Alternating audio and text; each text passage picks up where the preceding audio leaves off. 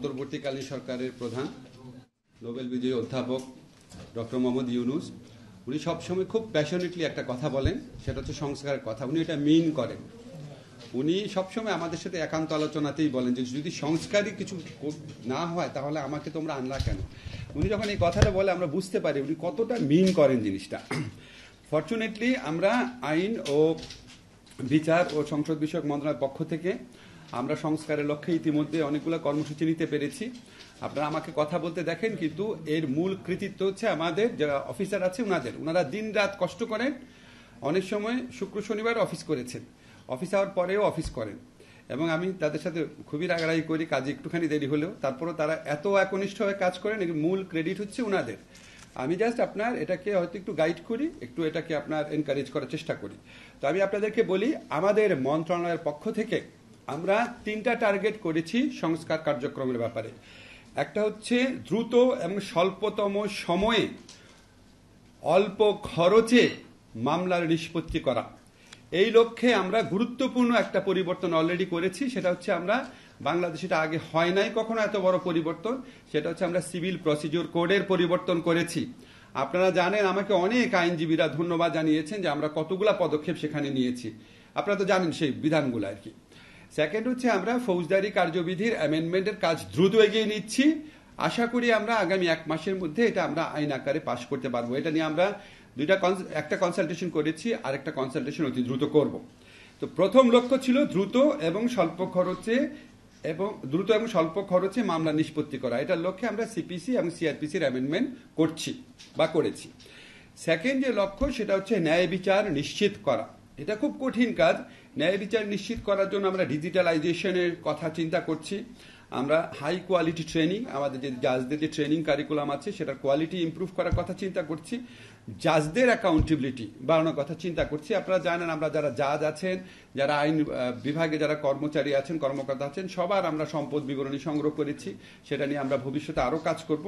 এছাড়া আমরা আইনজীবীদের সাথে সহযোগিতায়, ওনারা অনেক সহযোগিতা করছেন আমাদের, ওনাদের সাথে সহযোগিতা করে আমরা দ্রুত ন্যায় বিচার নিশ্চিত করার যে আমাদের সেকেন্ড লক্ষ্য সেটা পূরণ করার চেষ্টা করছি।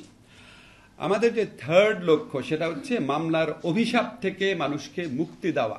এই থার্ড লক্ষ্য পূরণ করার জন্যই আমরা আইনগত সহায়তা প্রদান যে সংস্থার অধীনে যেই সংশ্লিষ্ট আইনগুলো আছে সেই আইনগুলোর পরিবর্তন করতে যাচ্ছি।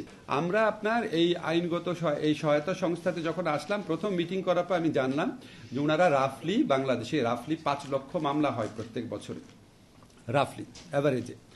সেখানে মাত্র 35,000 আমরা এই সরকারি লিগাল এইড সার্ভিসের মাধ্যমে নিষ্পত্তি করতে পারি। তো আমি ওনাদের থেকে 2টা খুব এনকারেজিং তথ্য পেলাম।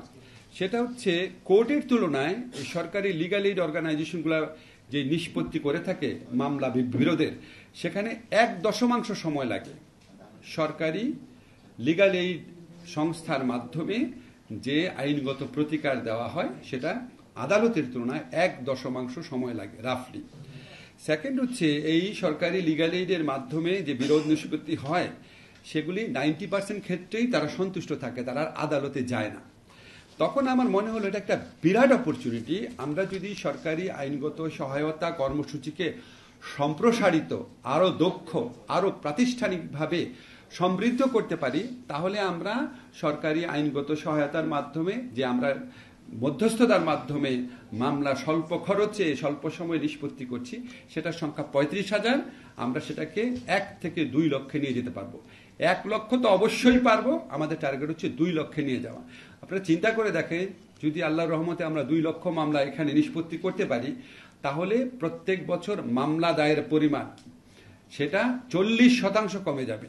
তো এই জন্য আমার কাছে মনে হয়েছে এটা একটা অপার সম্ভাবনার জায়গা।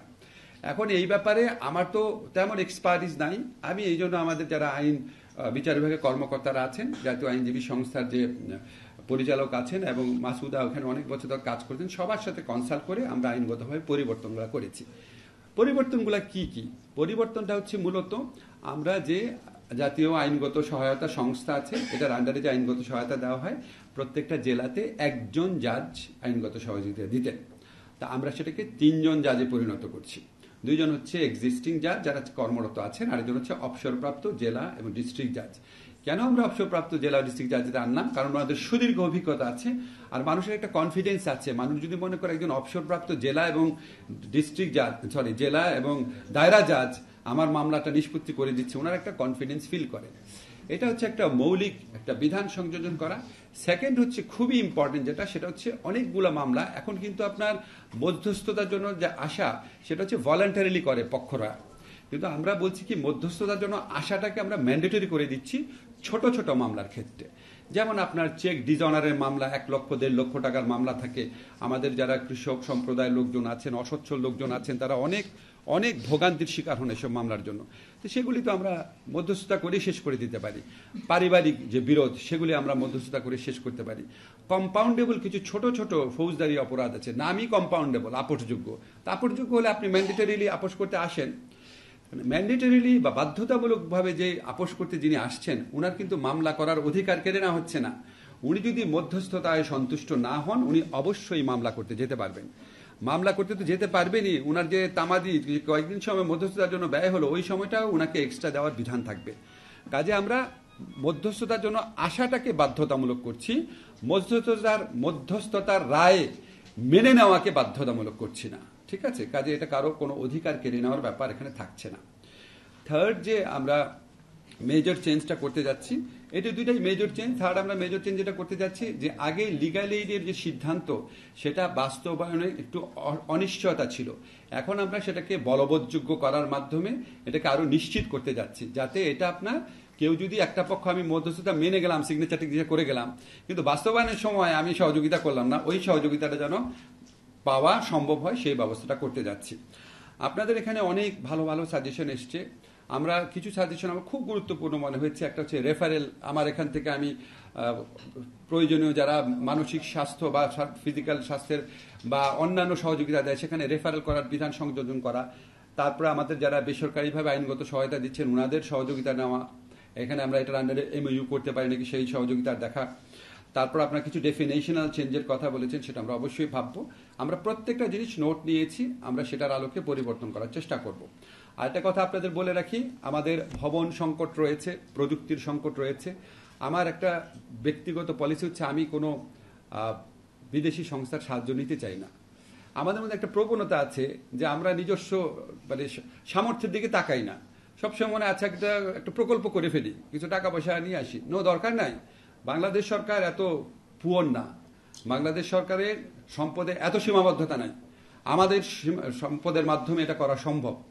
আমাদের এই অভ্যাসটা পরিত্যাগ করতে হবে। কিছু হলে একটা প্রজেক্টের কাছে যাওয়া, ওনাদের কাছ থেকে আমরা পরামর্শ নেব, আমাদের ওনাদের কাছে কোনো টাকা নিতে চাই না।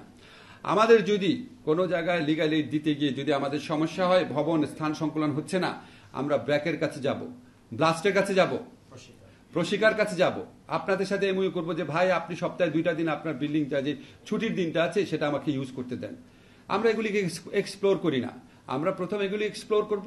আমরা আমাদের নিজস্ব সামর্থ্যের ভিত্তিতে ইনশাআল্লাহ আমাদের যে থার্ড অবজেক্টিভটা আপনাদের বললাম, মামলার অভিশাপ থেকে মানুষকে মুক্তি দেওয়া, সেটার লক্ষ্যে ইনশাআল্লাহ লক্ষ্য স্থির করেছি। 1 জুলাই থেকে কাজ শুরু করব। সবসময় আমি একটু কঠিন লক্ষ্য স্থির করি, লক্ষ্য স্থির করলে 1 জুলাই না হলেও অন্তত 15 জুলাইয়ের দিকে আমরা কাজ শুরু করতে পারবো ইনশাআল্লাহ। আজকে আমাদের যে হাজারো যে ছাত্র জনতা তাদের জীবনের বিনিময়ে, তাদের অসীম আত্মত্যাগের বিনিময়ে নতুন বাংলাদেশ গড়ার যে সুবর্ণ সুযোগ আমাদের কাছে এনে দিয়েছে, আমরা মনে করি মামলার অভিশাপ থেকে মানুষকে মুক্তি দিলে, ন্যায় বিচার নিশ্চিত করলে আমরা সেই লক্ষ্যে কিছুটা হলে অবদান রাখতে পারবো।